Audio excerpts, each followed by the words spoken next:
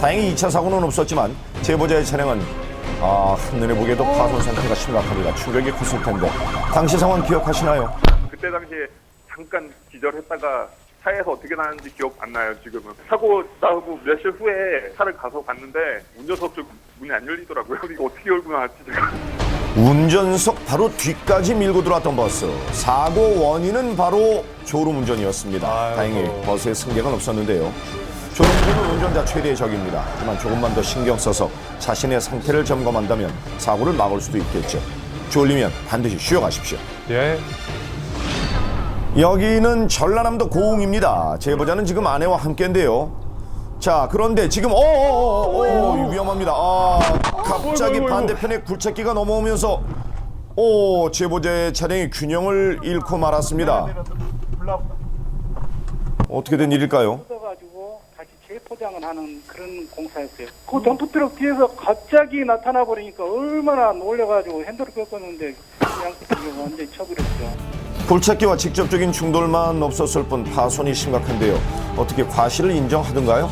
사고 나서 바로 그 공사 현장에서 그 굴착기를 치워버렸거든요. 치워가지고 증거를 없애버린 거예요. 그래서 과속해가지고 그랬다고 막 공사 인부들이 와서 그러는 거예요. 경찰에서는 상대에게 사고를 유발한 책임을 물었다고 합니다. 공사 중엔 확실히 안전 조치를 취하고 통행에 피해가 가지 않도록 신경 써주십시오. 다음 제보자는 얼마 전에 차를 수리했다고 하는데요. 무슨 일이 있었던 걸까요? 차가 잠시 박은 것 같으니까 한번 와서 확인을 해봐라. 설마 뭐 경미한 사고겠지. 글쎄요, 경미한 사고라고요? 누가 그 골목길에서 그렇게 큰 사고가 일어날지 상상도 못했을 거고. 이른 아침 제보자의 차량은 집 앞 골목에 주차된 상태였습니다. 자, 이때 차량 한 대가 지금 빠르게 달려오고 있는데요. 그런데 그때 지나던 사람도 놀란 것 같은데요. 심상치 않습니다. 왜일까요? 제보자의 차량을 들이받은 후 그대로 전복돼버리고 말았습니다. 뭐가 문제였을까요? 골목길 가속으로 인한 사고죠.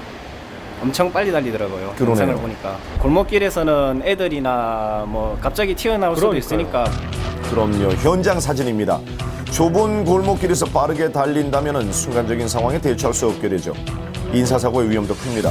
사고가 벌어진 뒤엔 돌이킬 수 없습니다. 만일의 상황을 절대 간과하시면 안 되는데요.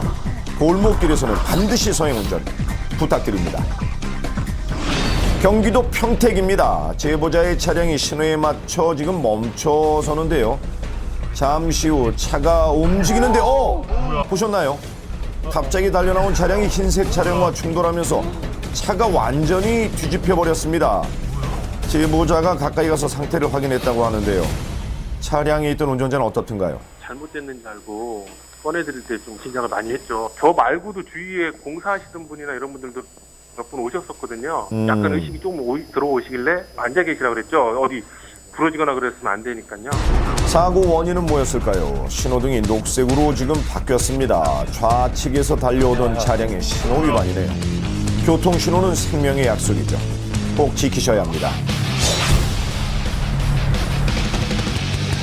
강원도 원주의 한 교차로입니다. 제보자의 차량이 신호를 받고 출발을 하는데요. 그런데 그 순간 구급차가 갑자기 진입하면서 승용차와 충돌하고 말았습니다. 앰뷸런스 뒤에서 환자분이 들것에 실려서 내리셨고 그다음에 환자 가족분들도 한두 분이 같이 내리셨는데 많이 다치신 것 같아서 제가 좀 놀랬고 사이렌을 먼저 많이 울리고 이렇게 왔다면 그 사고 차량 분도 좀 미리 인지를 했을 텐데. 당시 현장 사진입니다. 신호를 위반하고 진입한 구급차와 충돌하면서 승용차는 보조석 쪽에 큰 충격을 입었습니다. 구급 차량이라도 교통법규를 위반해서 사고가 날 경우 책임이 있다고 하네요. 언제나 안전제일의 앞장서는 모범운전 부탁드립니다. 제작진에게 도착한 미스터리한 제보, 그 주인공을 만나러 가는데 영 안색이 좋지 않네요. 제가 그날 이후로 잠을 맨날 샜습니다. 그때가 밤 12시쯤이었는데 모든 감각이 되살아난다는 공포의 밤 12시. 대체 무슨 일이 있었던 걸까요? 그때까지만 해도 제보자에겐 그저 평범한 하루였다고 합니다. 자, 그런데 제보자의 차량이 지하차도를 막 빠져나올 바로 그 무렵이었습니다. 방금 보셨나요?